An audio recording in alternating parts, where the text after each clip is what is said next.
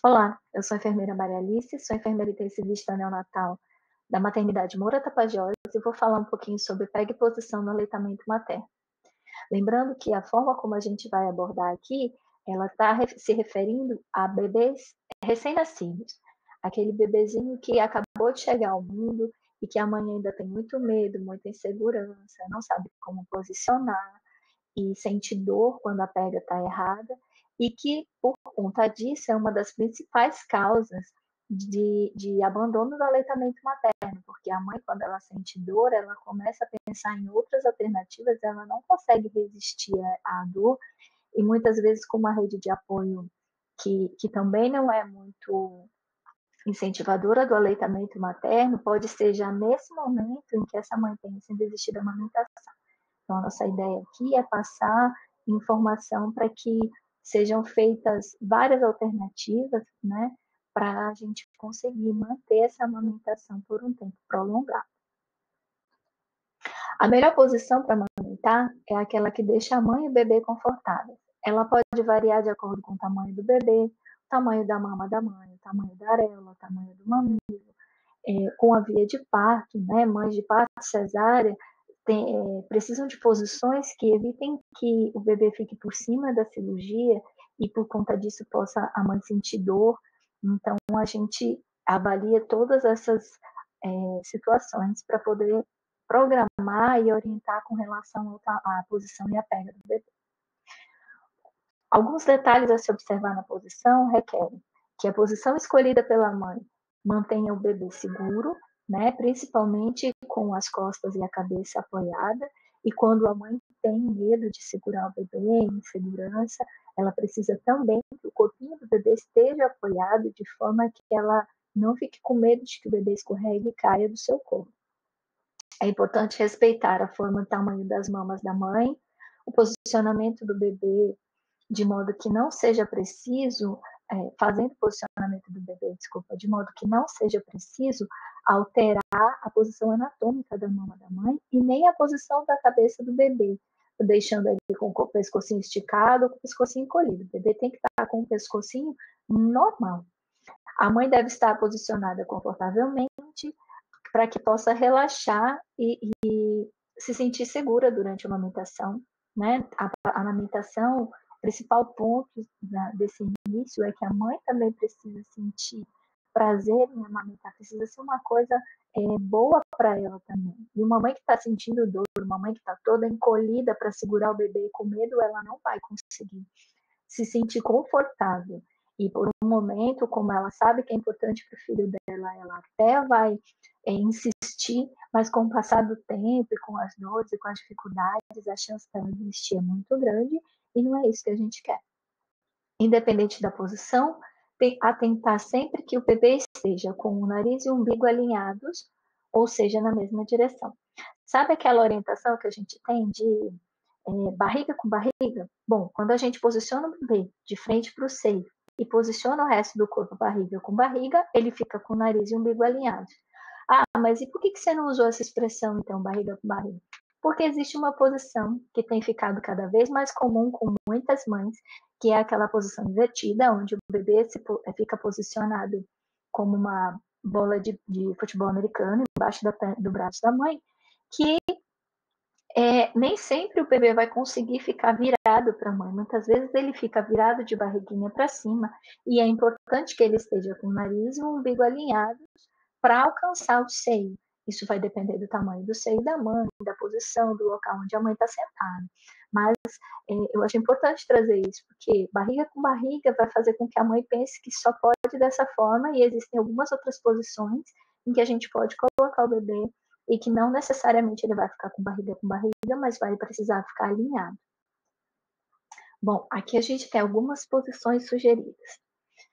Essa aqui é a posição mais tradicional que existe, né? Aquela posição em que o bebê fica com a cabeça na curva do braço, em que a mãe com o braço em que ela está segurando o bebê, ela apoia o bumbum do bebê e o bebê fica virado, barriga com barriga. Essa posição, eu brinco com as minhas pacientes, que é uma posição de revista, porque ela é uma posição mais difícil de fazer no primeiro dia. Por quê? Porque o bebê, quando ele começa a procurar o seio desesperado e a gente já coloca o bebê na curva do braço, a tendência dele é ficar procurando e a cabeça mexe muito. E com isso, ele acaba tendo mais dificuldade em encontrar o mamilo, ou quando encontra, pega de forma inadequada. Então, se a gente fosse falar hoje de uma posição, se hoje num atendimento ou enquanto eu estou ali ajudando uma mãe no hospital, me perguntasse qual a melhor posição para iniciar, eu indicaria essa aqui. O que eu faria de diferente aqui? Talvez, dependendo do tamanho da mama da mãe, dependendo de como foi a via de parto da mãe, de como ela pode sentar, eu orientaria a colocar aqui uma almofada de amamentação, um travesseiro, para que o bebê ficasse com o corpinho apoiado e a mãe pudesse dar atenção à segurança da cabecinha e das costas do bebê. Nessa posição, a mãe, além de conseguir segurar a cabeça do bebê, ela controla a cabeça do bebê.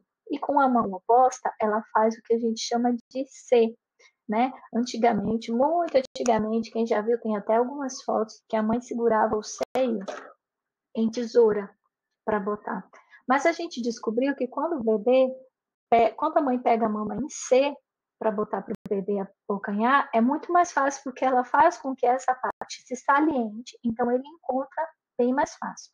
Então, quando a mãe segura a cabeça do bebê e quando a mãe segura a mama, olha que fácil, como é bem mais fácil fazer. A mãe segura a mama em C.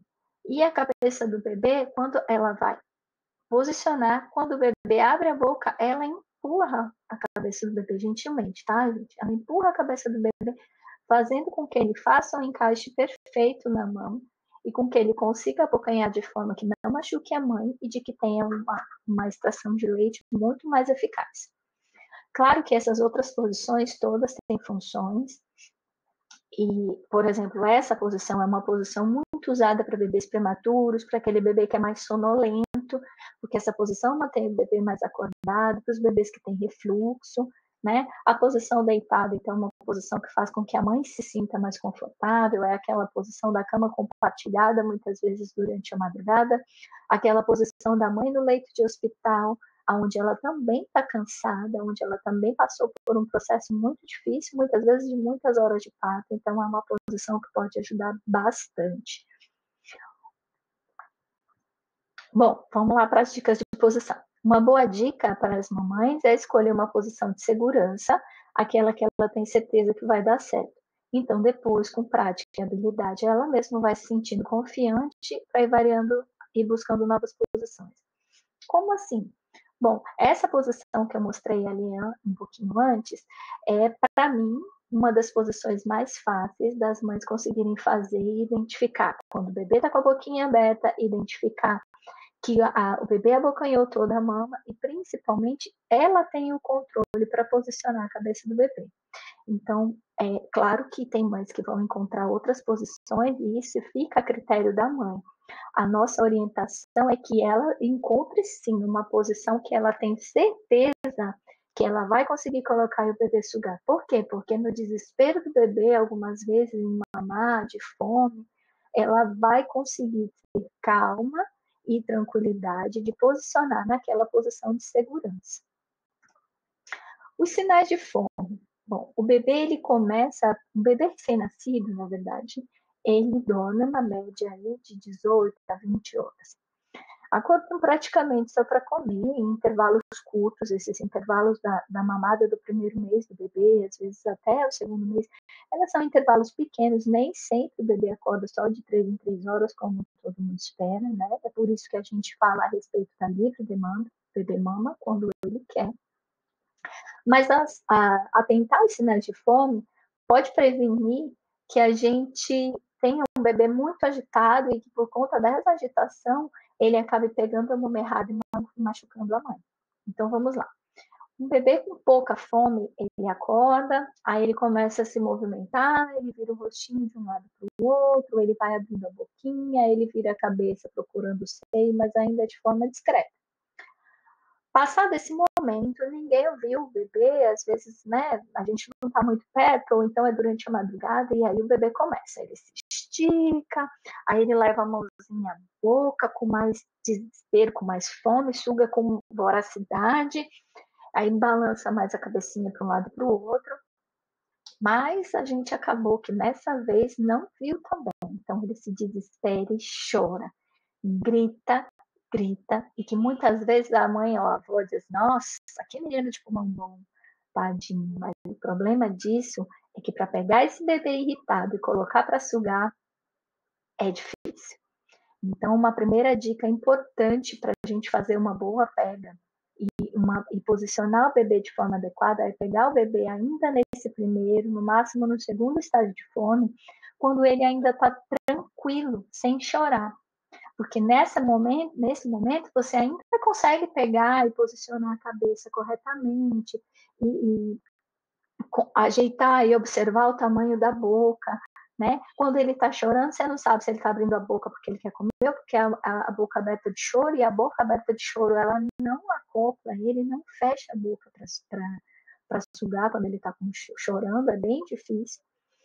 Então, é mais fácil quando a gente lembra e atenta para esses primeiros sinais de fome para poder colocar o bebê para sugar. Uma outra questão importante é que quando o bebê está desesperado, que a gente pega esse bebê em desespero, a gente primeiro acalma o bebê. Nossa, mas como eu vou fazer isso?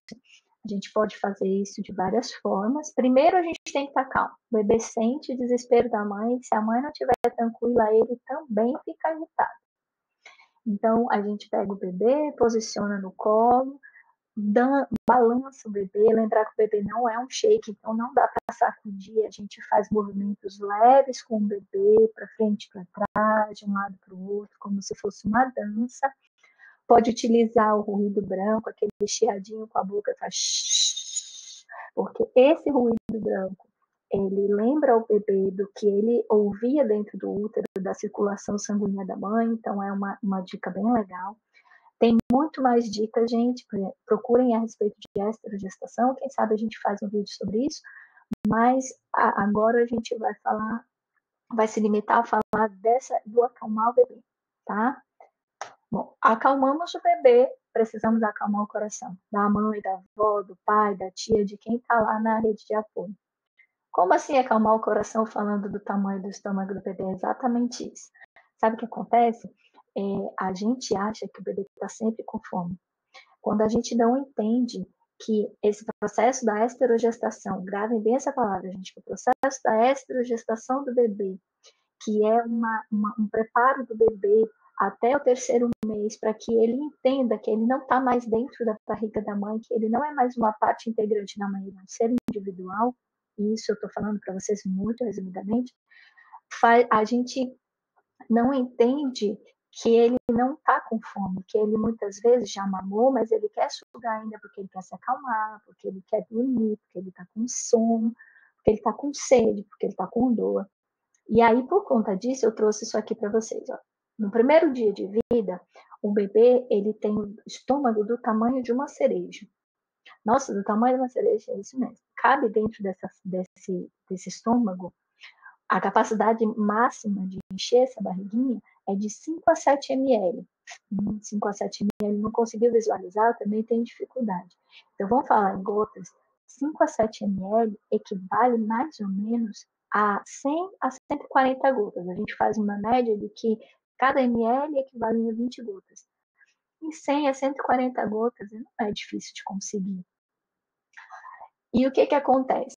Isso é nos primeiros 3 dias, que é exatamente naquele período em que está só o colostro, aquela primeira forma do leite tão importante, tão cheia de anticorpos, e que muitas vezes, dependendo da informação dos pais, de quem está ali acompanhando aquela mãe, tendem a dizer que o leite é fraco, que é pouco, porque só sai gotinha. Gente, o organismo da gente, ele é perfeito. Então, só sai gotinha porque ele só precisa de gotinha.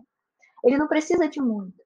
Ele precisa daquelas gotinhas, porque ele estava o tempo todo sem ter praticamente nada no estômago. Ele deglutia só o líquido amniótico. Então a barriguinha dele ainda está pequenininha.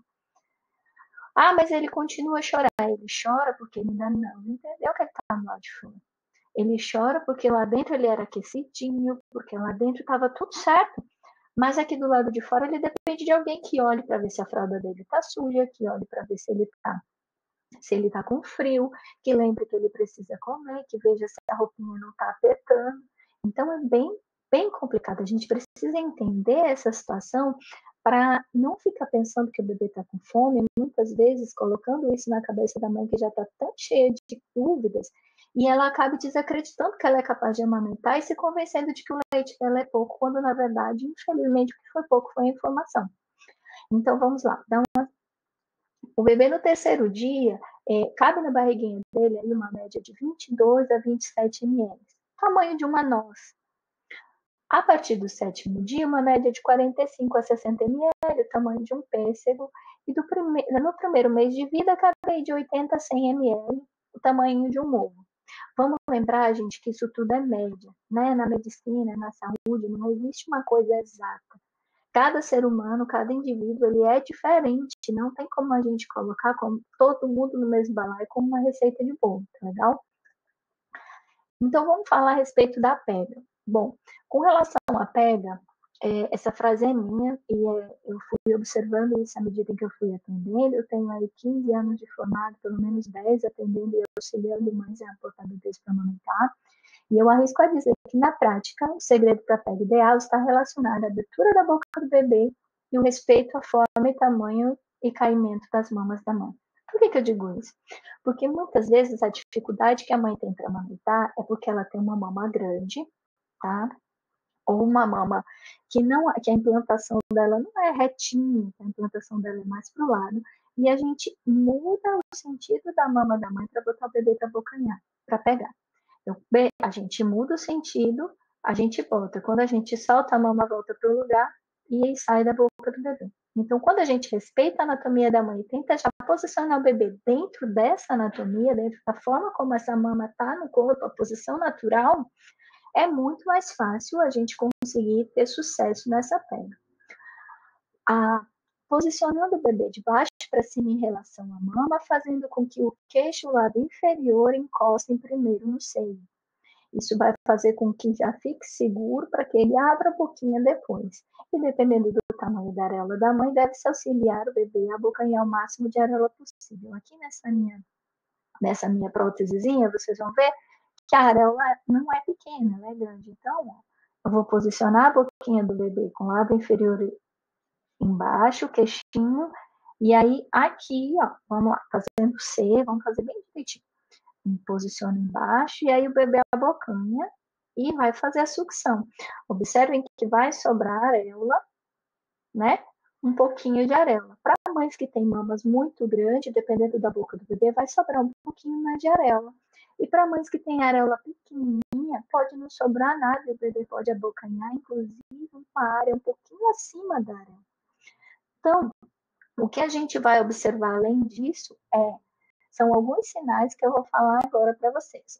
O que a gente observa na boa pele? A ausência de dor da mãe durante a sucção do bebê. Então, sucção do bebê não pode doer.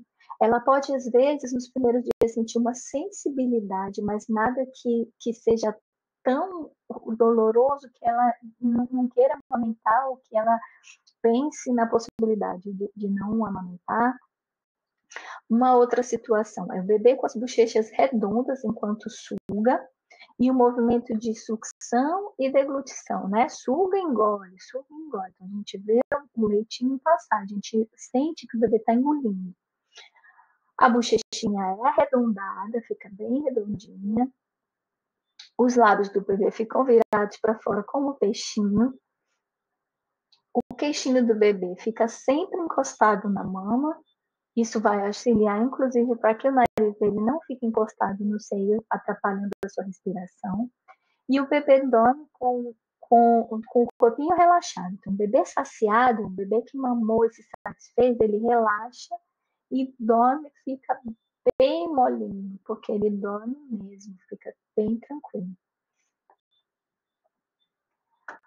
Bom, gente, a ideia era fazer um vídeo curtinho com algumas orientações principais. Eu espero que vocês tenham gostado, que eu tenha conseguido atingir meu objetivo. E uma mensagem muito importante que eu deixo para vocês é: você, mãe, que está amamentando, seu bebê nasceu agora, tem dificuldade para amamentar, busque ajuda. Você, que é rede de apoio dessa mãe, se observou que essa mãe está com dificuldade de amamentar, busque ajuda, busque informação. apoie essa mãe na amamentação, porque amamentar não é que seja um ato de amor, é claro que é um ato de amor, alimentar um filho é um ato de amor, independente de ser por amamentação ou não, mas amamentar tem tantos benefícios para a mãe e para o bebê, né? Benefícios a longo prazo. Um bebê que amamenta, que mama no seio materno, é um bebê que lá na frente tem chance de ser menos obeso, tem chance de se prevenir do diabetes, é um bebê que tem chance de ter um QI mais elevado. Quem não quer isso para o seu filho? Então, você que é rede de apoio, invista na informação, invista no auxílio a essa mãe para que ela amamente de forma tranquila e que com isso todos saiam ganhando. Muito obrigada, até a próxima.